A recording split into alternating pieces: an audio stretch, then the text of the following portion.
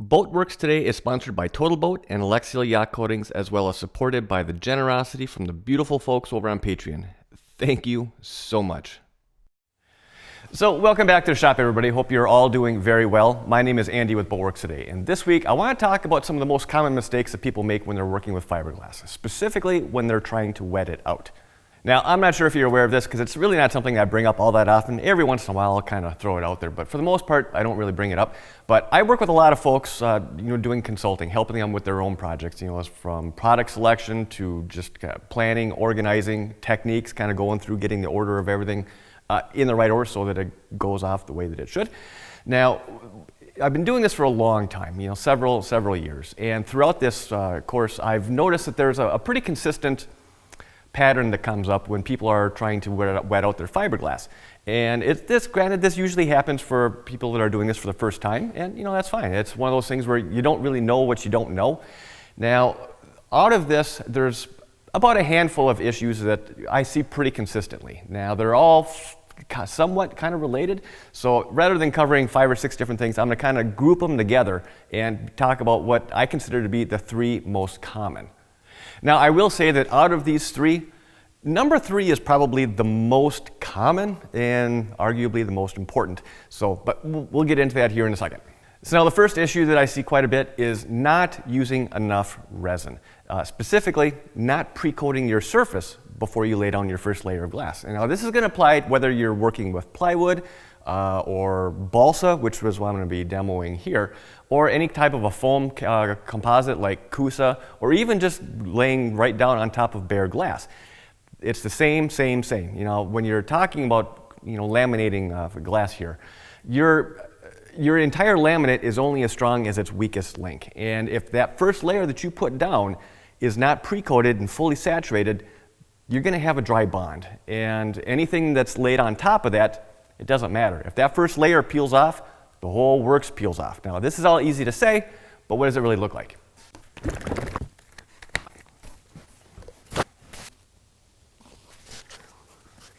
Now, when I'm talking about pre-coating the surface, it's exactly what it sounds like. It's saturating your surface before your first layer of glass even goes down.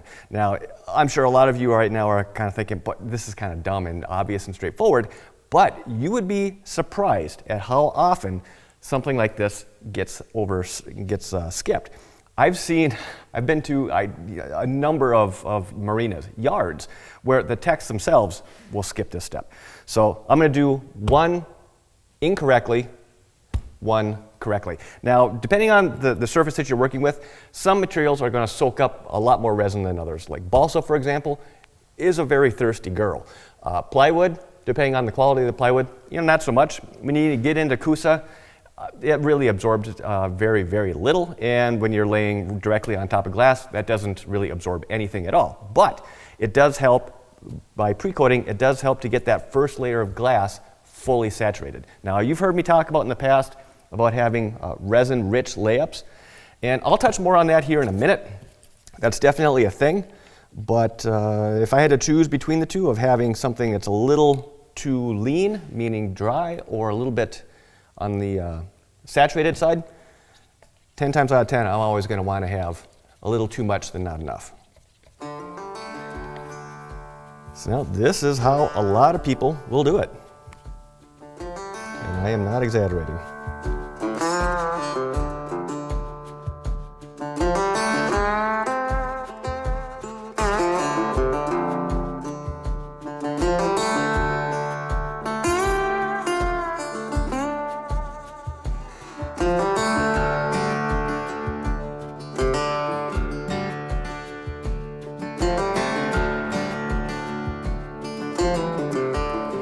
Now, on the surface, this looks decent. I mean, it's uniform in appearance. It's a good, consistent color. This looks like it's a fairly decent layup. Now, we're going to have to come back to this after it's set up. Now, I just realized I started recording and I wasn't even in frame. So, anyways, take 2. Now, this is how it's supposed to be done. Like I had mentioned, some materials are going to be a lot thirstier than others. And balsa tends to be the thirstiest of all the coring material options out there. Now, what I want you to pay attention to here is watch how quickly and specifically how much resin this balsa is going to absorb before I even start laying down glass. Now I'm just kind of dogpiling the resin on here for the time being because I know it's going to soak it up. Kind of open it up, get it in the cracks.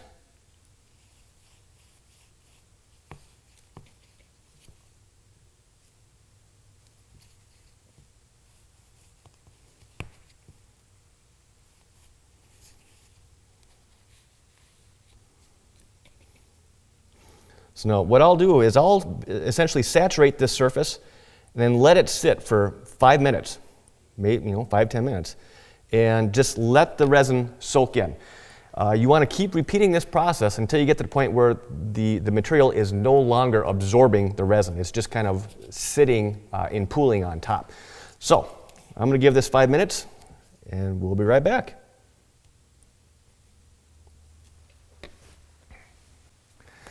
All right, so it's been 5 minutes, and let me see if we can kind of pick this up in the glare here. But for the most part, this surface is looking dry. There was a bit of a pool sitting on here at first, but all of this in through here, especially along where the scarfs are, or the scores in the balsa, that's all soaked up. It's dry. So, time for round 2. And I'm quite literally just brushing this on very heavy. All right, just compare, nice even glass, nice layer of resin just sitting on top. So, back in a few more minutes. All right, so it has been another 5 minutes, and overall, this is looking pretty good. There's a little bit of dryness over on this side, certainly nothing like after the first application of resin. But the rest of this, the resin is starting to pool up on top. Now, typically, pre-coating your surface, with plywood or balsa, it usually takes 2, maybe 3 applications. So at this point, I'm going to give this one more heavy coat, and then I'm just going to start laying in the glass. Now, when I start laying the first layer of glass, I'm going to be intentionally a little heavy-handed with the resin, because while I'm laying the rest of the layers of glass, I think in total I'm going to be doing 3 or 4 layers on here. But while I'm doing layers 2, 3, and 4, if there is a number 4, this resin is going to continue to still absorb into the balsa. So by laying it on a little heavy for that first initial layer of glass, it's going to allow there's going to be resin there for the coring to absorb without actually sucking it out of the actual glass. So one more good heavy coat, and then I think I'm going to have to mix up some more resin here, but let's get this first one down.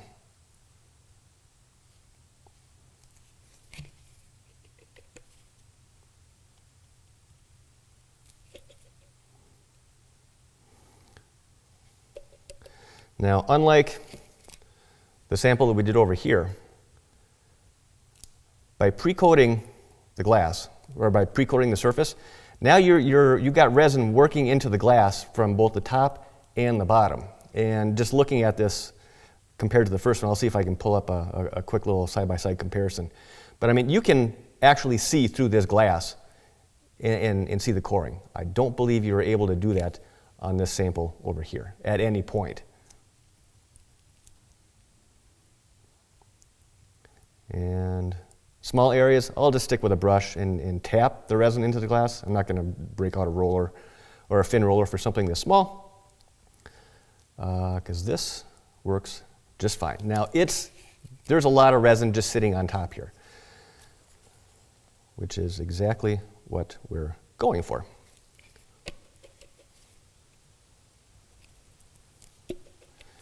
And again, too, any excess resin that's on that first layer of glass, it's just going to make it that much easier for wetting out layers number 2, and eventually layers number 3 and 4, and so on and so forth. The glass will only hold so much. It'll take what it needs, and then the rest, well, we'll deal with that in a little bit.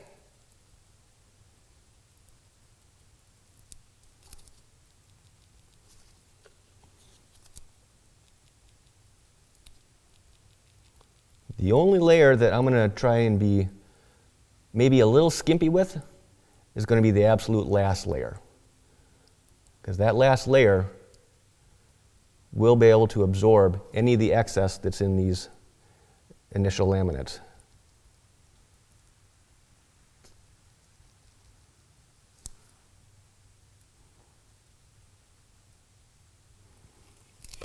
But even after 3 coats here, I mean, you can still see the balsa through the glass.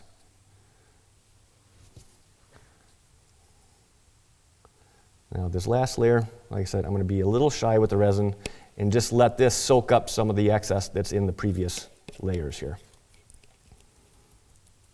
So I don't know if it came up on camera, but there's a little excess resin that I'm able to squeeze out along the edge here, just kind of doing the tappy tap and walking the resin out.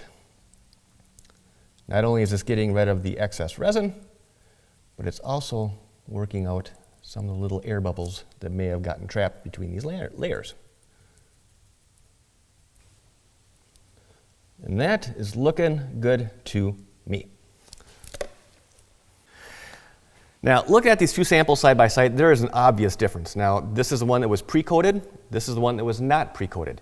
And there's an obvious visible difference here. I mean, the one that was not pre-coated and a little bit shy on the resin, although it looked good initially, it's starting to get a little bit opaque.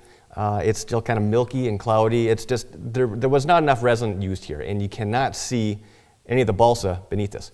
Now, as opposed to this, which was pre-coated, plenty of resin was used. It's much darker in color, and you can actually see the balsa beneath even 4 layers of 1708. This is what you want to see. This is not what you want to see. So I'm going to let these cook for a few hours, and then we'll come back and do a peel test just to see how big of a difference there is on the adhesion of the glass onto the balsa. But that's going to have to wait a few hours. So now the next issue that I see folks running into is trying to do too much, whether it's trying to get too many layers of glass laid up in a certain time period, or just trying to work too large of an area for the type of resin that you're using, because some resins set up faster than others. Now, I get it. I do, for the most part. A lot of people, they only have weekends to get to work on their projects, and you got to work around weather, temperature, commitments. Whether you got whatever family, party, whatever it may happen to be. There's always a good excuse to try and get as much done in as short of period as you can. Now, that's not always a good idea. In fact, that's rarely a good idea. It's a lot easier. It's better to take 2 days to accomplish something rather than to try and slam it all together in 1 day, have to come back, spend another day to redo it, to basically grind everything back off, re-prep, and then do it again. So we're talking about 2 versus potentially 3 or even 4 days, depending on how much material you have to remove. So it's much better, take your time, and just think this through. There's a lot of variables that you're fighting against, especially when you're working outside. You've got temperature. The warmer it is, the faster things are going to set up. Whether you're in direct versus indirect sunlight. Again, having direct sunlight on a surface is going to heat it up. It's going to speed up the curing process. Weather. I mean, like I said, there's a number of reasons, to want and try and get as much done as you can. But trust me, prudence, not prudence. What did I say? So what I was trying to say is that when you're working with glass, you need to be flexible in your plans. You can't say that I'm going to get all this done today, because there's a better chance than not something's going to backfire on you, especially if you're rushing. So it's better not to rush. Take your time, and if you got to take an extra day to do it without having to go backwards, you're much better off.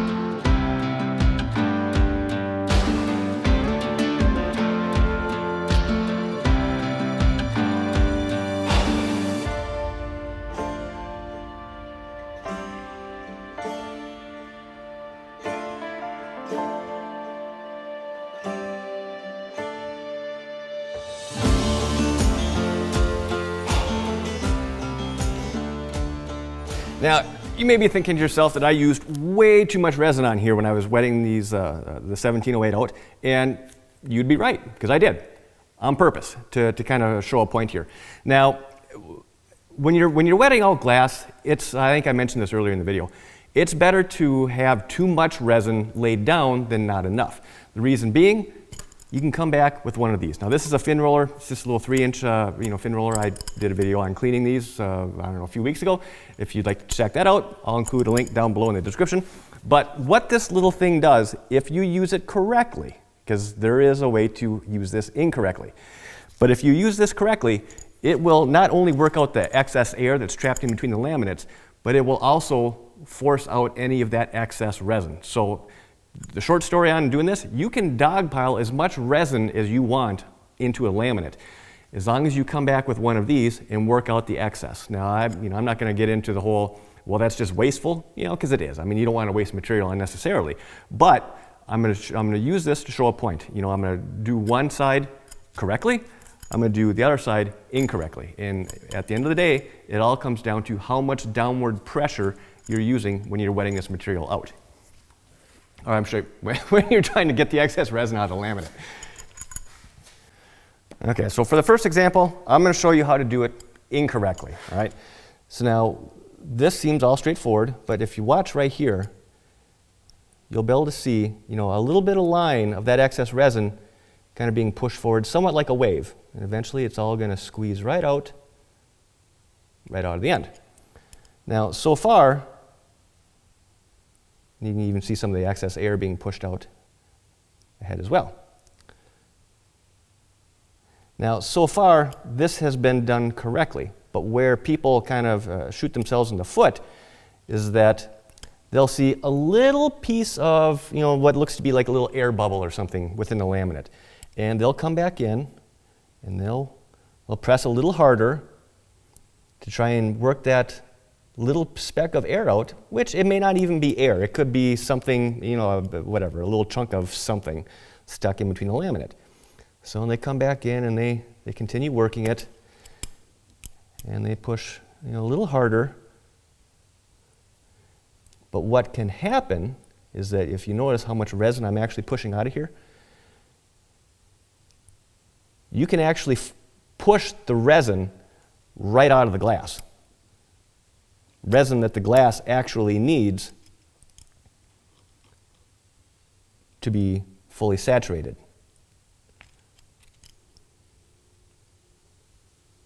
I mean, as long as you keep working this, trying to chase that little air bubble, you may actually just be, like I said, shooting yourself in the foot.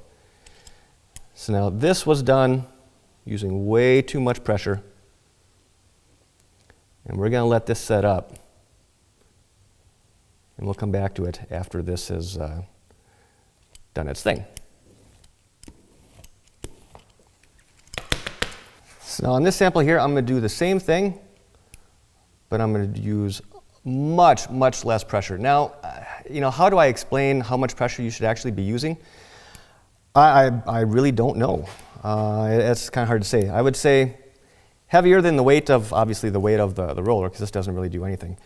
But you maybe, I don't know, a half a pound of pressure.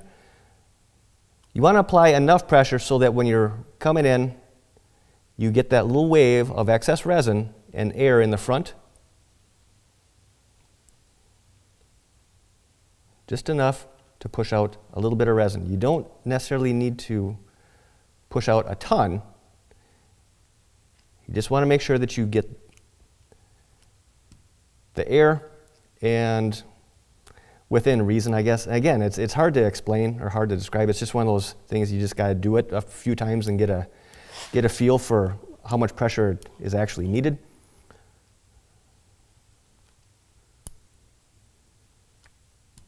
But that's it. There was some excess resin that got pushed out, but nothing like over on the other example here, which we'll come back to in a bit. I will say one thing that you do kind of want to look for is that when you're rolling this out, you still want to be able to see a little bit of resin kind of sitting on the surface. Not a lot, and it doesn't necessarily have to be completely coated with a layer of floating resin, just so that there's still patches here and there, of resin. If there's resin sitting on top, that means that there's enough resin within the laminate. And this is looking good to me. I can't lift it up, but I mean, there's little pools, kind of scattered around throughout the whole area of this laminate. So again, I'm going to clean this up, let this cook and do its thing for probably an hour or two, and we'll come back. All right, real quick. I think I figured out a way to kind of explain how much pressure you should be using on these fin rollers when you're using them. So 2 fingers, right? Don't be doing this until you get an idea for how much pressure needs to be used. 2 fingers. That is the only amount of pressure that you need when you're working this roller. And you're going to find it's not very much. How much exactly? Hell, I have no idea. But to start off, just to get a feel for it, 2 fingers, that's it. Push down, not hard, just until it's comfortable. But use 2 fingers to get a feel for how much pressure you're actually needing to apply. And then once you get that down, it's not going to take long. You'll spend probably 2 minutes doing it, and then you'll have it figured out. Then you can come back and hold it, however you want. It's a little bit more comfortable, but at least to get that feel, 2 fingers, that's it. So it's been a few hours. Now this resin is still a little bit on the tender side because, well, I keep it's kind of cool in the shop here right now. It's about 62 degrees, which is a little bit less than ideal when you're trying to cure polyester resin, which is what we were using. My general cutoff is, I like to see at least 65 degrees or warmer. So being 62, that's why the curing process is going so slow. But I think we're far enough along where we can do what we need to do with it. So here are the 4 samples that we did. Now just a quick recap. These 2 are the ones that I was using as a demo for pre-coating versus not pre-coating a surface, as far as how good of a bond you're able to get with glass going over top of either a saturated versus a dry surface. And then these 2 sections over here, these were both very thoroughly wet out. However, when I was using the fin roller, this one got a bit more pressure than this one. So kind of take a quick look at that. So to get started, I want to focus on these guys. I can tell you the appearance on this one has changed quite a bit. There was a lot more resin, at least visible in this top layer than there is right now. And all that resin has it's disappeared. It's not there. And I can tell just by pushing on here, it's actually kind of spongy. So, oh shit, nothing even grabbed. And this bottom feels dry. Or kind of dry. It's soft and dry. So what I suspect happened is that the balsa is it's still thirsty. So what I suspect happened is that the balsa just sucked the resin right out of the layers of glass here and didn't really leave anything behind. In fact, I wouldn't be surprised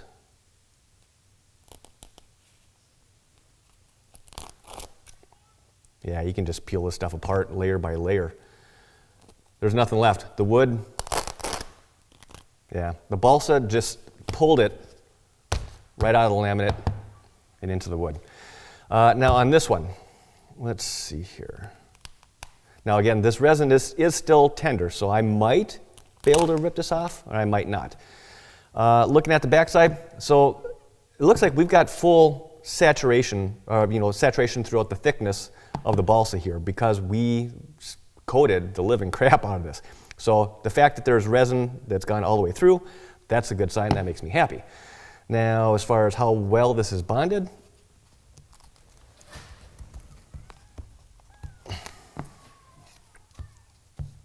my girls are outside playing. I don't know if the mic's picking that up or not, but that's not coming apart. Not at all.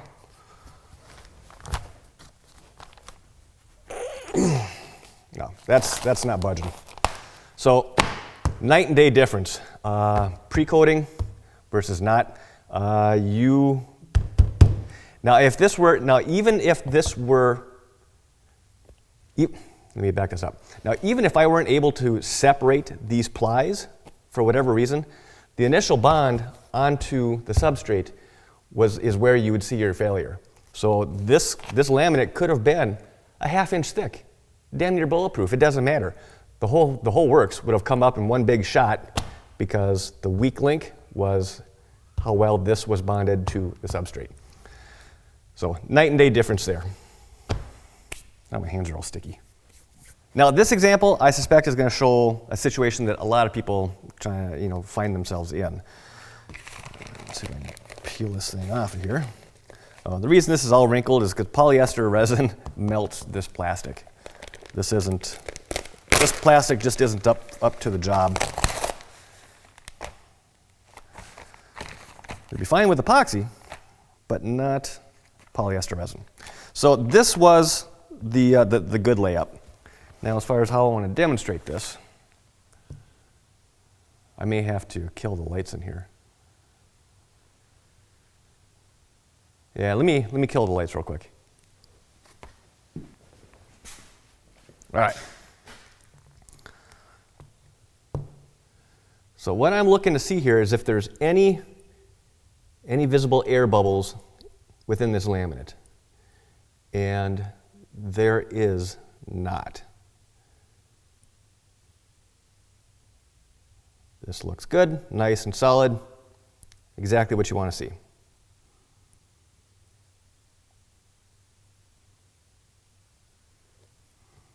Now, compare that to the other layup here.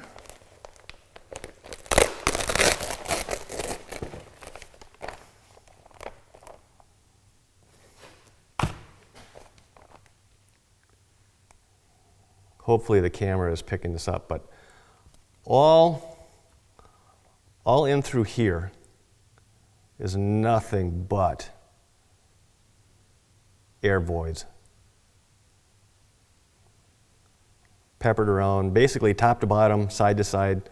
This whole thing is just peppered with nothing but air voids in it. All right, so one last time. This is the good laminate. And again, top to bottom, it's just solid. There is no air anywhere in this laminate. Now this one, again, hopefully, I suspect this is showing up. But all in through here, this is probably the biggest one where it's just a big old air pocket in there. And then the rest of it is just kind of little pinholes, or not pinholes, but air pockets that are just kind of peppered throughout this entire piece. So what are the takeaways here? Well, number one, manage the size area that you're working with or the amount of materials that you're working with at any given time. I mean, be flexible with what it is that you're doing, based on the surroundings that you're in. If it's hot, you're not going to get as much done on a day as if it were like, say, 60, 65 degrees. Number two, it's better to use too much resin when you're wetting out your glass than not enough, because you can work out that excess with a fin roller. So you dogpile it on all day long, doesn't matter, you'll be able to remove that excess. Better to have too much than not enough. And number three, don't use a death grip on the fin roller. You don't need to do that. If there's, when you're rolling it out, if you're seeing that there's still little pockets of air, add more resin rather than trying to push down harder and force that bubble out. You might just actually be a little bit shy on resin. So if you've worked over an area 2-3 times, usually light to moderate pressure, and that air bubble isn't coming out, drop a little bit more resin in there. You'll be in good shape. And on that note, I think I'm going to close this week out. So as always, I hope you enjoyed this. I hope you found this helpful. And if you did, hit that thumbs up button. If you're not already subscribed, hit that subscribe button and the notification bell. Thank you in advance. I really appreciate that. If you have any questions, comments, feel free to leave those down below. I will do my best to follow up with you. And as always, I want to thank you for your time. Thanks for watching. Have a great weekend. And I will see you next week, probably with some kind of fun news. So have a great week. We'll see you then. This has been a Boatworks Today production.